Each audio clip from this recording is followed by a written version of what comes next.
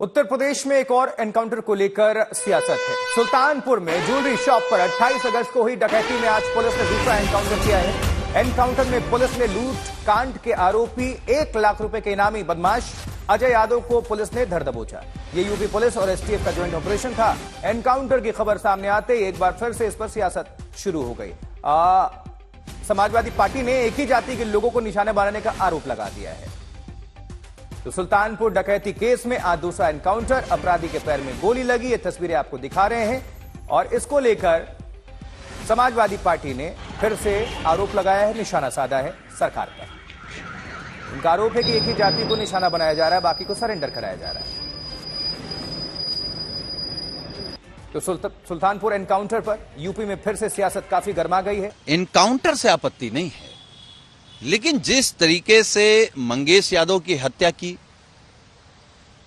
और जो मुख्य आरोपी क्योंकि योगी आदित्यनाथ जी की बिरादरी के हैं, छत्री हैं, तो सरकार कुछ नहीं कर पा रही है क्योंकि एसटीएफ में भी वही लोग हैं।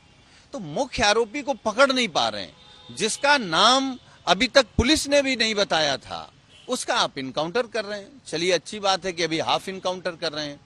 मुझे लगता है कि ये योगी जी शायद अब डर गए हैं, इसीलिए उनकी एसटीएफ ने फुल इनकाउंटर नहीं किया है, क्योंकि एसटीएफ वाले भी जान रहे हैं कि मंगेश यादव की उन्होंने हत्या की है और हत्या की सजा आजीवन ही होता है। देर सवेर मिलेगी, जांच होगी तब मिलेगी, लेकिन पूरी टीम को सजा तो काटनी पड़ेगी। सुल्तानपुर एनकाउंटर को लेकर समाजवादी पार्टी एक जाति को निशाना बनाने का आरोप लगा रही है। कांग्रेस भी इस आरोप में समाजवादी पार्टी के साथ है और पूरे मामले में भारतीय जनता पार्टी ने पलटवार किया है।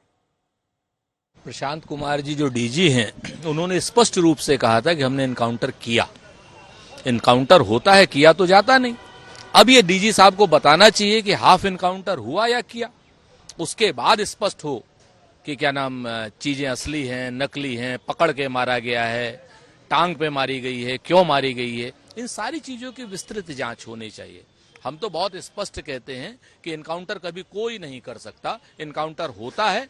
और क्या नाम उत्तर प्रदेश पुलिस का ये कहना कि एनकाउंटर किया गया है, ये अपने आप में उनकी स्वीकारोक्ति है कि उन्होंने आरोपियों को अपराधी मान करके एनकाउंटर किया, यानी गोलियां जानबूझ करके चलाई है। यूपी में संगठित अपराध को संरक्षण देने वाले अखिलेश यादव आज अपशब्दों से घबरा रहे हैं, अपशब्दों को लेकर के टिप्पणी कर रहे हैं। सच बात यह है कि जितने अपशब्द और हल्ला बोल करने का काम समाजवादी पार्टी ने किया है, राजनीति में उतना दूषित वातावरण किसी और राजनीतिक दल ने ये नहीं बनाया। लेकिन अखिलेश यादव जी को आज अपशब्द बुरे लग रहे हैं।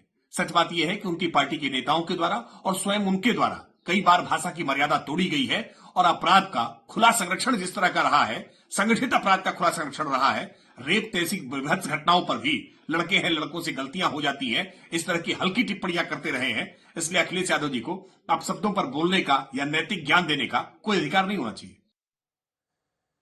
एनकाउंटर में शामिल एसटीएफ पर एक दिन पहले ही समाजवादी पार्टी अध्यक्ष अखिलेश यादव ने सवाल खड़े किए थे। एसटीएफ में अगर ऊपर से नीचे तक आप अधिकारियों को देखेंगे, एक ही तरह के अधिकारी पोस्ट हैं। उन अधिकारियों को पोस्ट किया है जो सरकार को खुश रख सकें, सरकार के कहने पे चल सकें, नियम कानून और जो अधिकार होते हैं उनसे ऊपर काम करें। इसीलिए एक तरह के लोगों को उन्होंने उसके अंदर शामिल किया है। आप देखिएगा एक दिन एसटीएफ में भी वो लोग परिवर्तन होगा। जो लोग आज बैठे कुर्सी पर हैं, उनके खिलाफ कभी जांच होगी तो उन्हें भी बहुत कुछ चीजों का सामना करना पड़ेगा। आज जो ये सुविधा मिल रही है, क्या 17 के पहले संभव था?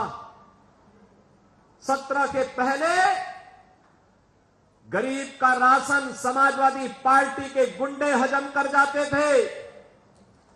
किसी गरीब को राशन नहीं मिलता था।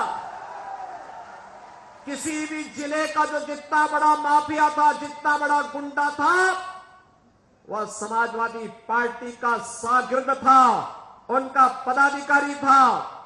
वहां पर संगठित अपराध में लिप्त माफिया भी थे।